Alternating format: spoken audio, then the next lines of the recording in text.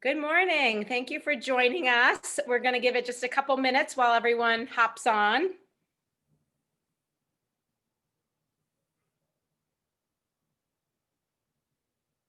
Okay, Catherine's We're live, Sandy. awesome. Welcome, everyone. We'll give it just a couple more minutes for everyone to hop on. Thanks for joining us today. Looks like we almost have everyone who registered on here.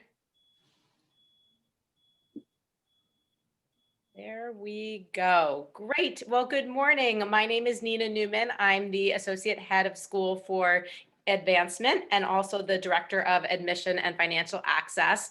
And I'm so excited to have you join us today so we can talk about one of our favorite programs, the Early Childhood Program. It certainly probably brings the most joy to the most of us on any given day.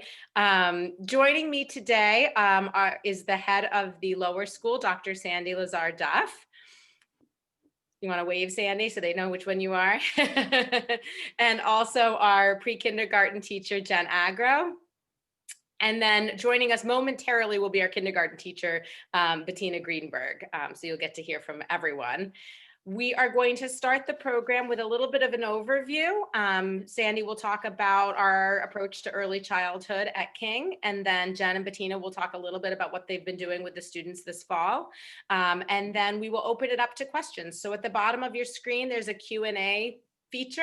If you want to just put your questions in there, I will direct your questions to the right person, and we'll make sure that you have all of your questions answered about King's fabulous early childhood program this morning. And with that, I think I'll turn it over to you, Sandy. Thank you, Nina. Good morning, everyone. My name is Dr. Sandy Lazar-Duff, and I am the head of the lower school. A fantastic place to be. We are so excited that you're able to join us today. So thank you so much. King, it's an amazing community. Our students are curious, they are eager to learn, they're creative, they're guided by a great team of faculty that are just as curious as learners, lifelong learners. Our faculty are, they're kind, they're very patient with our students. We have a nurturing approach to early childhood. That's what fuels our innovative teaching and learning that takes place.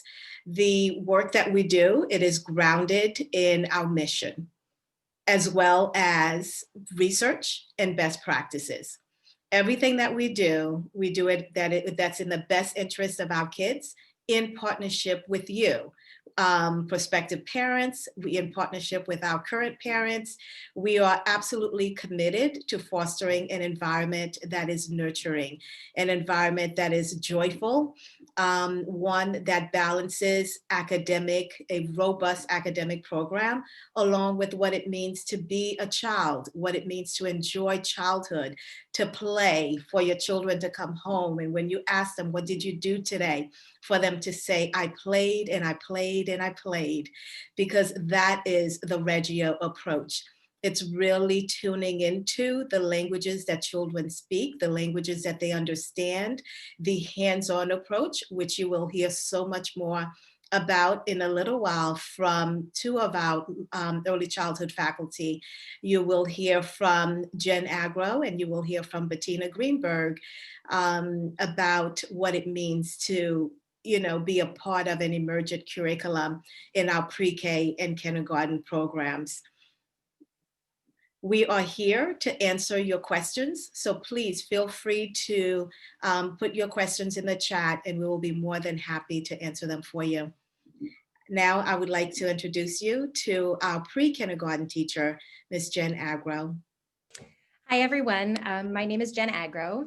I have been an early childhood educator for the last 10 years. And before that, I was doing art education and elementary education. I came to the King School last year to start this Reggio program. What drew me to the school as a teacher is the warm community, but most importantly, the child-centered approach to learning and best practices that is really at the forefront of everything that we do. The Reggio approach to early learning to me is just so wonderful because it caps into what childhood is. It's this magical place where kids really, they're so present and they're so imaginative, and they can take a little kernel of information and just turn it into their entire world. What Sandy was saying about play is the work of young children. It is how they process, it is how they connect, it is how they bridge information from one concept to another. And when they play, they're really not just playing. They are asking questions. They are challenging themselves. They are taking risks. And that's so, so important in what we do and how they learn. And in a Reggio approach to education believes that children are the protagonists for their own growth. And really what that means is that they have the power to teach themselves. They have the power to really encourage each other, to teach us. They really do, even though they're little. And so we have what we call an emergent curriculum, and the curriculum develops from the interests of the children and from what they're doing in the classroom. This year, we didn't know where the curriculum would go when we started. And about 2 weeks into school, we were starting to get to know each other, learn the classroom routines, and a box came in from Amazon. And I was taking the box apart, and they said, "Mrs. Agro, don't throw it out." And I said, "Okay, we won't throw it out. What are we going to do with it?" And they said, "We're going to turn it into something." And I said, "Well, we have to have a plan, because that's a big part of what we do. We always have a plan. We have a plan for our play. We have a plan for, what we're going to do, because that informs how we work." And they said, "We're going to make a castle." And I said, "Well, if we're going to make a castle, then we need to learn about castles." And that set us off on a journey into medieval times. And that's really the focus of our curriculum right now. And through that, we're doing all sorts of games and studies. Most notably, we discovered a dragon egg in the woods. It is going to hatch. There's a baby dragon inside, a stuffed animal, but we're predicting when it will hatch. We're learning about tallies as we count down the days. We're learning about empathy as we learn how to take care of the egg. And then there's so many other things that we're learning about through this study, shapes as we build castles, and patterns and symmetry as we look at shields and stained glass windows. So, the curriculum's developing from this small little interest, but it's turning into a study where we're not only learning about social emotional growth, but we're also learning a lot of readiness skills. Thank you so much, Jen. It looks like Bettina might be joining us just in time. I'll let her join in and get settled. Sandy, could you just talk a little bit about the transition after kindergarten? How does Reggio, you alluded to it a little bit, but how does the Reggio program really prepare our students for the rest of the lower school curriculum? Absolutely, Nina. I was thinking about that as Jen was speaking. And so from Reggio, from that play-based environment, we move into an inquiry-based, project-based learning approach.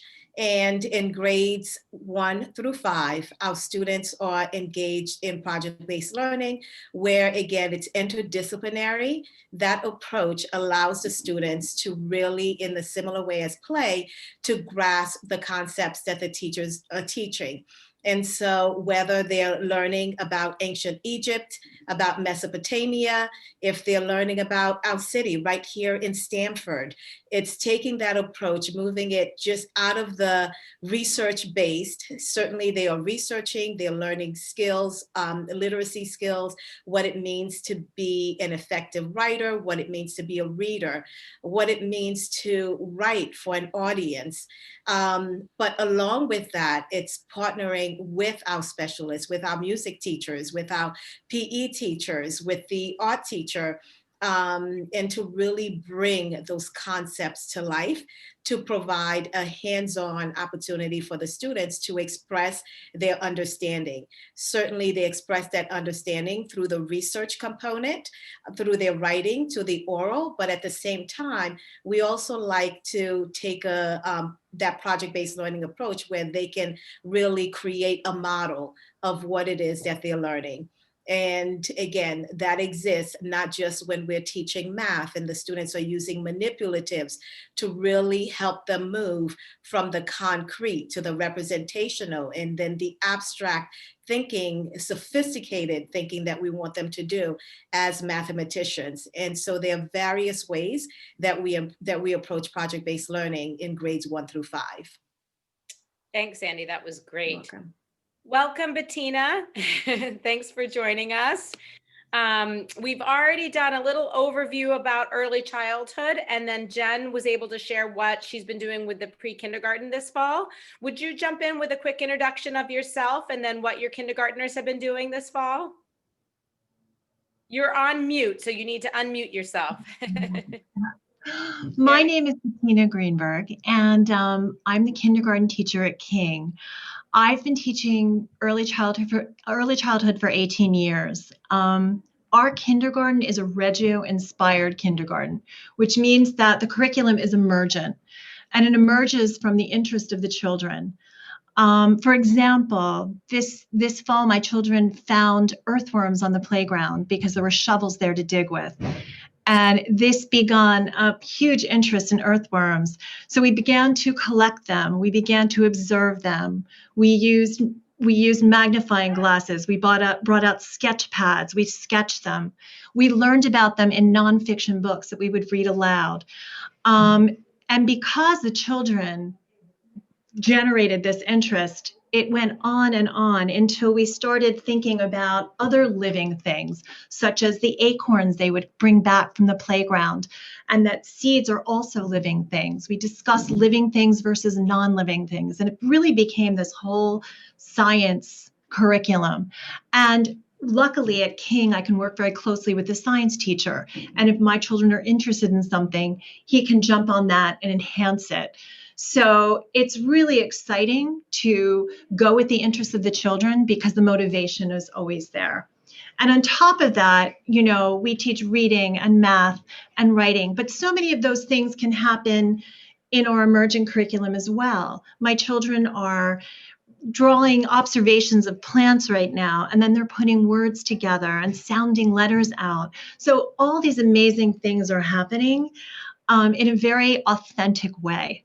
So it's really an exciting way to teach. And the kids are obviously so full of wonder and just a thrill to be around. So Great, thank you.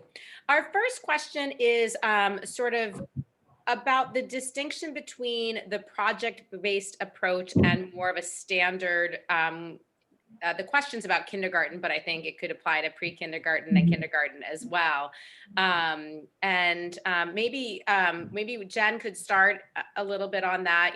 As an educator, why do you prefer this project-based approach to learning as opposed to sort of the standard curriculum that a lot of other schools employ? What I really, really like about the project-based approach to learning is that we show the children what to see, but not how to see it. And so then we're not limiting what they can learn from a curriculum. A traditional approach to curriculum teaching is like, we're presenting this concept and we're learning these 5 skills or these, facts. And that's what the children learn, and they learn them well, and they assimilate them into their learning, but it's limited to that curriculum. With a project-based curriculum, children can have discoveries that are not limited to those things, that they can take it even a step further, so that the educators have an idea of what they want the children to get out of it, and we make sure that they do, but then they can also get this additional learning that comes from their own discovery. The other thing about a project-based approach is that the content is meaningful to the children. So if you have a child that's not, say, interested in the general curriculum, they might tune it out. But with a project-based approach, you're really considering the group and their needs, and they can make meaning of it in their own way. And so you're really hitting everybody's needs and interests, but also their abilities. And that's why I think, it's truly the best approach to learning. Thanks, Jen. And that feeds into a little bit of one of the other questions, which is about the benefit of a pre-K through 12 school. And the benefit certainly is that we are preparing our kids for the next division. So our high school students are prepared for that program because that's what we do, is we prepare them for that program. And I'm thinking about what Jen just said, and that project-based and research-driven curriculum, it is so impactful in the later years as well.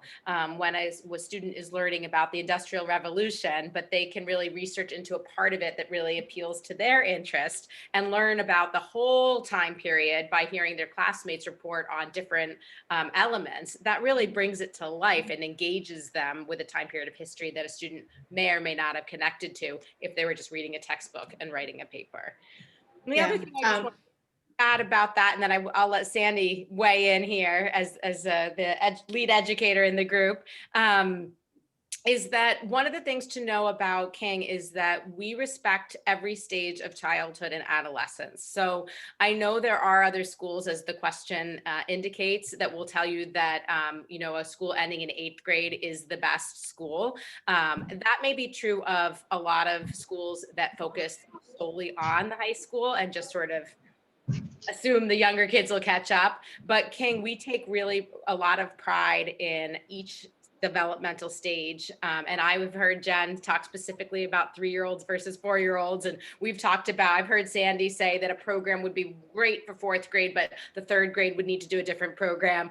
So even where, as parents or as an outsider, you might think that we could all lump them into the elementary school curriculum at King, we really take pride in understanding where each student is and meeting them and challenging them and supporting them. Sandy, what would you add to this question of curriculum and sort of the pre-K through 12? Absolutely. For us at King, starting at the pre-K level, and you've heard Jen, it's really about the depth of getting the students to really dig into the particular topic of interest. We're very careful not to plan for them. You heard Jen said, we're really focusing on providing the students with the tools that they need, the materials they need to really, to try, to explore, to make mistakes, because we also believe in making mistakes and trying again and being guided by the teachers. And so that's something that you will see. And of course, paying attention to each developmental level, but starting at the pre-K to the 12th grade. Here for us at the lower school, it's Reggio-based, it is emergent curriculum, it's project-based learning. And when you get in, I know this is not about the middle or the upper school, but then it leads nicely into inquiry-based learning and teaching that's taking place at the middle and the upper school. And so there's really that very intentional work that we're doing about how we engage students in learning here at King. And so definitely the benefits of being, at a school like King is that you see that progression, the very intentional work that we're doing in the ways that we work with kids. Thank you, Nina. Thank you. Bettina, this is a question about how we help foster both individual work and pace and also the group communication and cooperation.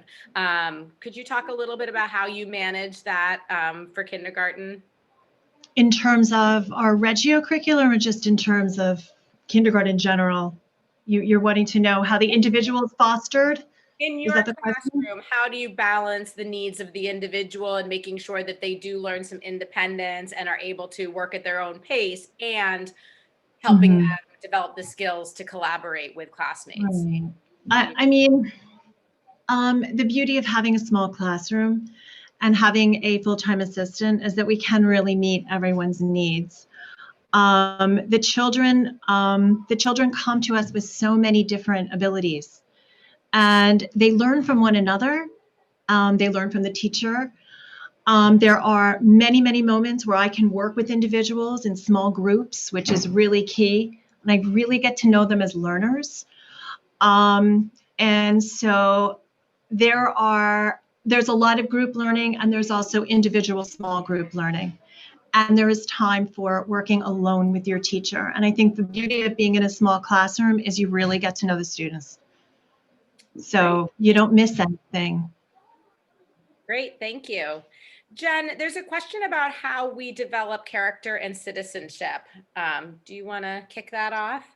Sure. I think especially in the earliest years when children are just developing a sense of who am I in the sense of a larger group of people, as they learn to bridge the gap between parallel play to cooperative play.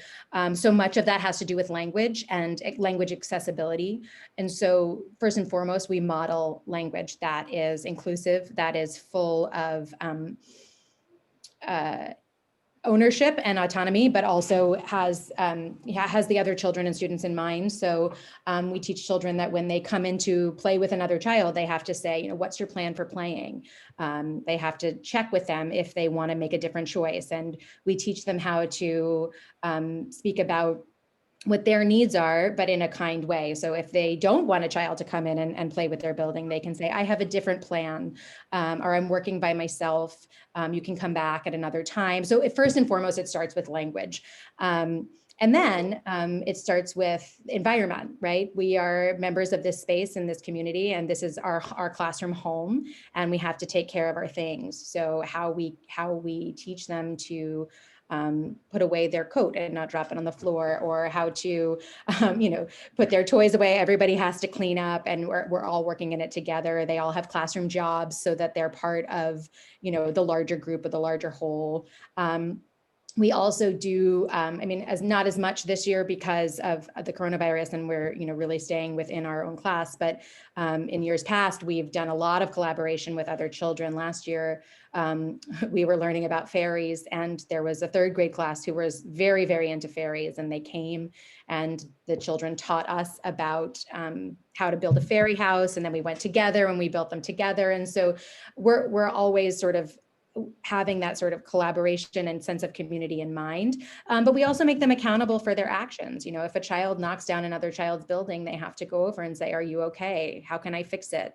Those are the kinds of ways that in the earliest years we foster community and citizenship and being together.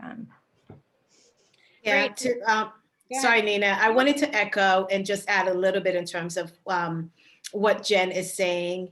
Because we're also fortunate to have a school psychologist as part of our team who really work closely with the teachers. And we have a course called Balance Blocks, where the students learn to identify and regulate their emotions. And so, just being a part of community, as Jen said, they learn from each other. They learn how to care for themselves and also how to care for others in their community. And so really social emotional learning is definitely a cornerstone of our early childhood program, as well as our grades 1 through 5 program here at King. Great. And for those prospective families on the call, they've probably noticed in our materials that we have 4 King virtues: respect, integrity, perseverance, and kindness. And maybe Bettina, could you just talk about how you weave those into the classroom so that I notice even our youngest kids know those virtues? Yeah, we actually do responsive classroom, which is a wonderful way to build classroom community. And every morning we have a morning meeting, and the children have different roles and jobs, and people have a lot of time to do some public speaking and sharing their thoughts. It is very much a group of learners. I am very much a facilitator in the room as we talk about ideas, share our thoughts, talk about how we treat friends, how we treat each other, how we treat the materials in the room. There's a lot of discussion. There's a lot of making rules together. The children actually generate their own rules for the classroom, how to keep us safe, all the things we need to do to keep ourselves happy and safe at school. So we do a nice job with that. And the children are incredibly kind and respectful towards one another. Great. Thank you, Bettina. Sandy, this is a question about incentivization, rewards, and recognition for academic effort and achievement. Could you talk a little bit about King's philosophy around that area? Absolutely. Our philosophy, as you've heard a little bit already, it's really building community. It's teaching students to be their best selves, not so much in terms of being the person that their friends are, that their classmates are, but it's really working towards your own potential, working to be the best person that you are. And so you are your own, meter in terms of what success looks like. Yes, this is where your friend is, this is where someone else is, but what does it mean for you? In terms of rewards and programs and incentivizing kids, just as you've heard about our Reggio approach to teaching in terms of the various languages, definitely learning for the sake of learning. That is the very best reward there is. It doesn't mean that at times a teacher won't give their students a sticker, an extra pencil, but we really do focus on learning here at the school and making that the reward for what takes place. Now, it doesn't mean that there aren't other opportunities to foster healthy competition. 2 weeks ago, we had Spirit Week, and even our youngest learners in pre-K and K, they participated, and that was healthy competition, and that was school-wide. We had the blue team and the gold team. And when the winner was announced at the end of the week, it was the blue team, and our students handled it well. Again, that speaks to how we weave in our virtues into our everyday practice, that understanding of kindness, integrity, perseverance, and respect for others. And so really instilling children. Our phys ed program also works with students so that they learn what good sportsmanship is. This way, our students are, able to be quite respectful of each other, even when they do not win, even when they are not at their best, they still maintain that, their stance on integrity. Excellent. So there are 15 students in our kindergarten this year and 10 in our pre-kindergarten. And that has been pretty consistent for a few years now. In terms of COVID, we have upgraded our ventilation system. We have increased our cleaning process, and we did some work in our classrooms to create more space. Jen and Patina, could you just quickly give a little window into how our COVID precautions, what that looks like in the classroom? Yeah, actually, my classroom has been expanded to have 2 classrooms with a doorway in between. So we have tons of space to spread out. And the children have been amazing about the masks. No one complains. They have them on most of the day, except if we're eating lunch all spread out or having snacks spread out. Because of the space that I have now, I can just move around the room in a different way. We used to be sort of clustered together, and that's sort of my typical teaching mode where we're all kind of, around one another. This is very unusual for me to be so far apart from them, but it's working and we're safe. And I'm so glad they're at school and not online. So it's working out. Absolutely. Nina, just to add, our pre-K as well, actually all of our classrooms, we have a lead teacher as well as an associate teacher. And so that person is there. Our teachers, they're actually trained. They take part in all of the professional development opportunities that our lead teachers have access to. And so we are really careful in terms of how we partner teachers with our students so that they are also as effective as our lead teachers. Thanks. Were you going to add something, Jen? Oops, you're muted. There we go. I was trying to unmute and I ended up pinning myself. Sorry. So in pre-K, obviously, so much of their learning is collaborative, which has had to take a little bit of a shift this year. Although we are doing a lot of collaborative work. They are all wearing masks at all times, except when we're outdoors or when they're eating. They eat at individual tables so that they're not eating together. They're all 6 feet apart. We often have snack outside so that they can be a little bit more communal during eating times, because that is, and they can sit a big circle 6 feet apart and face each other because that's such an important part of their learning. But we rest because we are at school for a long day. Their cots are spread out 6 feet apart, and they're actually in little tents. I don't know if you've seen those sleepover party Pinterest posts, but it's like similar to that, a little teepee with fairy lights, and their tents are inside. That way they can rest 6 feet apart and they can have their own little space. Our circle spots are spread out 6 feet apart as well, so that we can all sit together at circle but still remain distant. And so those are some of the precautions that we've taken. They each have their own sensory box, which has Play-Doh sometimes, or water beads. We switch it out so that they can try, but that way they can still have that very important sensory play, but it's safe. And how often are kids in pre-K and K getting outside? Pre-K, we're outside 2 hours a day. We go out in the courtyard from 10:30 to 11, like around 10:20 to 11:20 every day, 11:15. And then we go out again from 1:20 to about 2:20 again. So they're outside a lot of time. Kindergarten has about an hour outside a day. In the morning, I do a half hour. And at the end of the day, I have a half an hour. And then they'll have a PE time as well. So their actual movement time in a big way would be, about an hour and a half a day. They do need to be outside, though. That's something we welcome. And no matter what the weather, we're out there. So Absolutely. 30 degrees or more, they are doesn't outside. We're Pre-K, outside. yes. They have these, and you may even be able to see them on our website. They actually do have rain suits that they wear. Jen can definitely speak to that. The teachers are outside with their umbrellas. When there's snow outside, the students still have their recess.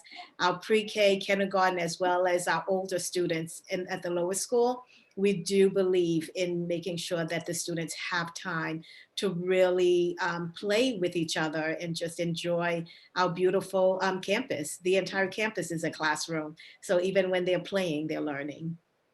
Sandy, could you talk about how our specials are woven into the curriculum, PE, art, music, etc.? Absolutely. Certainly all of those courses, they are standalone. However, our specialists, we have regular curriculum planning meetings. The specialists, our PE teachers, music teacher, art teacher, and as well as our Spanish teacher, because that is a big component of our global studies program. They partner and collaborate with the teachers. They will meet just to see what's happening in the classroom. How can they come in and make it an interdisciplinary approach, because that is a cornerstone of the project-based learning framework that we use. It's making sure that everyone has an understanding of what's being studied so that we can come together and make it a seamless approach to learning. Excellent. There's a question here about how we might approach or support a student whose first language is not English. The question wasn't more specific than that, so I'm not exactly sure what approach or support they're looking for. But maybe we could talk about how our early childhood sort of would. I have actually 2 children whose first languages are not English this year. They are picking it up very quickly. It is amazing to me how quickly young children pick up languages. We have, last year as well, I had children who were bilingual. I had many children who are bilingual. This year I have several children who are bilingual. The joy of that is that we teach each other things. I have a child he speaks Mandarin, and he is teaching us how to count to 10 in Chinese. I have another little girl who's teaching us to count to 10 in Hindi. And somebody else speaks Dutch, and she's teaching us to count to 10 in Dutch. So it's really, they pick it up quite quickly. They pick up English quite quickly, and we celebrate the things that they know too. So we're sharing and learning together. So it's really enhancing. I would think that our approach would be ideal for someone with English not being their first language because Absolutely. they aren't just sitting there, working on reading and writing all day long. There's a lot of Mm, different ways to express what they're absolutely. learning and what they know. Yeah, Absolutely. absolutely. We celebrate our differences every day. Jen? Language development in general for early childhood is so important. And because not all children are auditory learners, we really want to make sure that our approach is accessible to all of the learners in our classroom. And I think when your first language isn't English and you're in a classroom that uses so much language, we want to make sure that isn't something, a challenge that children are coming across, whether or not English is their first language or language just isn't easily accessible for them. So we make sure that there are lots of different languages that, in fact, actually the approach that Reggio has, the book that is the Reggio book is called 100 Languages of Children. Yeah. And that's because children learn through many modalities. And so, for instance, we have labels all over the classroom. The children's names and faces, and like if they're putting away their toolbox, there's a little picture for their toolbox so they know where it goes. So we use pictures, we use words and letters, but we also use songs, we use rhythms, we use all sorts of different ways so that we can get the children's as autonomous in the classroom as we can, so that language isn't a barrier for any learner, because whether it's English as your first language or if language is not easily accessible for 3 and 4-year-olds, often it's not. Often language takes some time to develop. So. Okay, we have 2 final questions for our panelists, and then I am going to talk a little bit about the application process. So one question is how we work with children who might be either more advanced or a little weaker in certain categories. Maybe Jen and Bettina want to address that. I have often will have children that are reading conventionally, and then many children that don't know letters and sounds. And because I have a small classroom and I have a full-time assistant, I can work with a small group who's reading conventionally. I can work with a small group who's learning letters and sounds. There's so much flexibility in a room with 2 full-time teachers and a small class size, which is just ideal for a teacher. So that's basically how I do it. I mean, we do a lot of heterogeneous grouping as well, but there are those times where I need to challenge other children or work with other children that aren't picking it up as quickly. So there is that opportunity for me all day to do that. I think also the project-based approach within it is embedded with differentiation, because we choose materials that are open-ended, that are broad in their approach to how we can use them. For instance, we do journaling in pre-K, and we have a mixed age group. So the abilities are very broad. We have some children who don't draw representationally and don't have any letter sense. And we have children who are beginning to decode and sound out words. So when we approach them with their journals, we would say, tell me how your story starts. And for the early learner, they would just tell me a story and I would write down their words and read it back to them. But for the child who is ready to read and write, they would draw a picture and then they would tell me the story and I would help them do some inventive spelling. And so we choose things that are, differentiated in their approach. We use a lot of loose parts, which are really loose parts. They're anything. They can be gems, they can be corks, popsicle sticks, different colored beads. So one child might just take those and be doing like a dumping sort of activity where they're transferring objects, where they're putting, and another child might take those same things and build a beautiful pattern or do a symmetrical design. And that's just, that's how we sort of support that kind of learning in the classroom. Great. And then the last question is about communication with parents. And Sandy, I get CC'd on your beautiful weekly letters. So maybe you could share your approach to that. And then Jen and Bettina, if, ways in which you are communicating with parents as well would be great. Absolutely. One of the joys of my day, the highlights, it's being in classrooms. I make a point of being in every classroom every day throughout different parts of the day so that I can see what the teachers are doing so that I can see what the students are doing, how they're learning. And I am always amazed, even now during the world of COVID, our teachers are really focusing and working with the students so that they are engaged. And so as I'm walking around, I always have my cell phone with me so that I can capture those moments. Because there's great learning taking place. And every week, at the end of the week, every Friday, I do send out a newsletter to our parent community as well as our King community, sharing a lot of everything that I've witnessed during the week.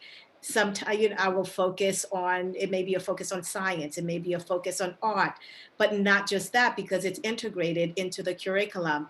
Perhaps a focus of the newsletter could be the work that we're doing around social emotional learning, responsive classroom, how teachers are really weaving our virtues into the curriculum during morning meetings, during closing meetings at the end of the day.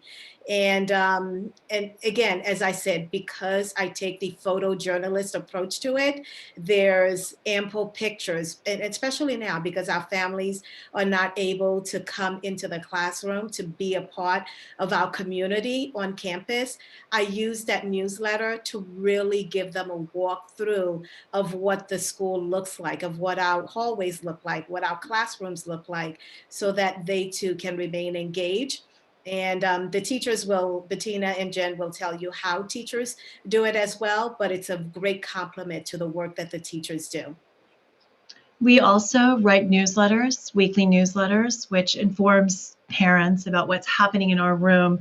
But we are also quite open to emails. I get emails. The children are young. The parents need to contact the teachers. It's just what it's like when the children are little.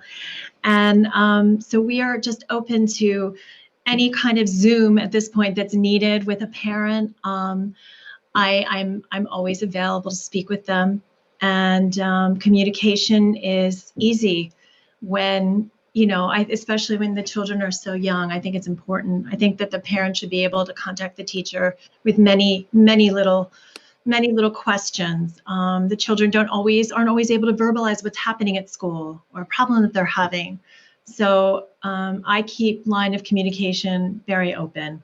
I'm happy to talk to parents on the phone. I'm happy to have a Zoom when we're in a normal situation. I have meetings all the time with them. So that's how we handle it in kindergarten. I know at pre-K as well. We utilize a platform called My King. Every classroom has their own page. So I have a pre-K page, and Bettina has a kindergarten page. And weekly on Fridays, we send the update to you via email, but there's also the platform of My King, which has the weekly update, as well as video and pictures that you can see and update and follow. A huge component of the Reggio approach is documentation. So we do take a lot of photos and videos of the children that we look at for our own reflection, but we also show them so they can have a metacognitive approach to their own learning. And again, as Bettina said, we encourage, if you have a question, to please send us an email saying, I'd really like to talk to you about this. We also believe that communication is really important. So we're going to reach out to tell you stories about your child's day, to ask questions. Did he or she sleep okay last night? We noticed this, just because they are so little and they don't always have the ability to communicate. So our partnership is really important, and we want that partnership to be open and communicative and accessible for everybody. Well, thank you, panelists, for joining us today in the middle of your busy days with our youngest learners. I'm going to stay on and answer some questions about the application process, but we'll let you get back to the important work that you do at King School. Bye, everyone. Thank you. Thank you so much for joining us. Have a great day. If you enjoyed the program this morning and would like to learn more about our early childhood program, I want to draw your attention to a couple resources. One is we do have a virtual tour where you can actually look in the pre-K room and see those teepees that Jen was talking about. So that's up on our website. We also have our open house coming up on Sunday from 1 to 4. You can pop in at any time. There are videos for you to watch on our early childhood program. You would have a chance to meet Jen and Bettina and ask them more specific questions questions about your child, and meet Sandy as well, in addition to Karen Eshu, our head of school, and all of those special teachers. If you want to learn more about our art and music program, please join us on that open house on Sunday, November 8th, this coming Sunday. And lastly, keep looking at the Coffee and Conversation page, because we are adding additional sessions as the year unfolds. So there will be some more about King's approach to teaching and learning, and more about some of those extra areas, global studies, etc. In terms of the application process, we do have the process outlined on our website. I think it's pretty straightforward. We use SSAT as a standard application online, and that will allow you, if you are looking at other schools, to apply to multiple schools at the same time. I think one of the questions we get a lot for the pre-K and K students is they're asking for a teacher recommendation, but he's only in nursery school, or he's still home with me. Especially, I think right now we have more and more students who maybe aren't in a regular program. And we will work with you through that. We would love to have a recommendation letter from someone outside of your family or close friend group, to be a little bit more objective. But you can always call Meryl Schaefer, who is our Associate Director of Admission for Lower School, and she'll help you brainstorm who might be able to help you if you don't have a classroom teacher to answer that form. The other question we get a lot is about the screening process, and this year we're doing that at home. So you would be recording some videos of your child at home and sending those over to us, and that information will get sent out to you in December. So if you have questions specifically about it, you can ask us, but that we will be doing the screening in December for you. A couple other questions that popped up in terms of the application. What type of prospective student are we looking for? That's a fun one for a 3, 4, and 5-year-old. We're looking for engaged, curious, happy children. We know some of them will be quiet and some of them will be gregarious. Some of them will come from a structured program and some of them haven't. We're looking for parents who are going to partner with us. You heard a lot about that this morning. We really want to be teammates. We are experts in education. You are experts in your child. And we really feel like the way to help your children become the best versions of themselves is to work together. So part of the application process is assessing, is this a family who really understands what we offer at King, what the approach we take to teaching and learning, and is going to really partner with us. And the last question I have is, what is the total number of students on campus? That is 710 students. The upper school is our largest division, and that's 380 students. The middle school has just under 200, and the lower school has about 140 students. So it's great. We have big school resources, but we feel like small little communities, and the kids really feel like they're at their second home every day. It's a wonderful place to be. Please reach out to us in the admission office. We love getting to know our prospective families. We would love to answer your questions specific to your family. So please, even if we covered it today, don't hesitate to send an email or pick up the phone. And I hope that you will join us on Sunday at our open house. Thanks so much for joining us today.